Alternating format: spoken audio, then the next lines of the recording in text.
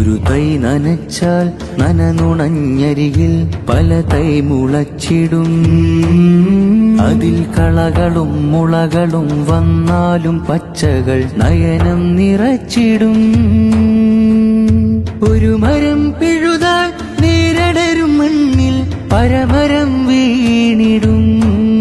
അതിൽ വീഴുന്ന കളകളും മുളകളും ഭൂമിക്ക് വരടൽ നിറച്ചിടും.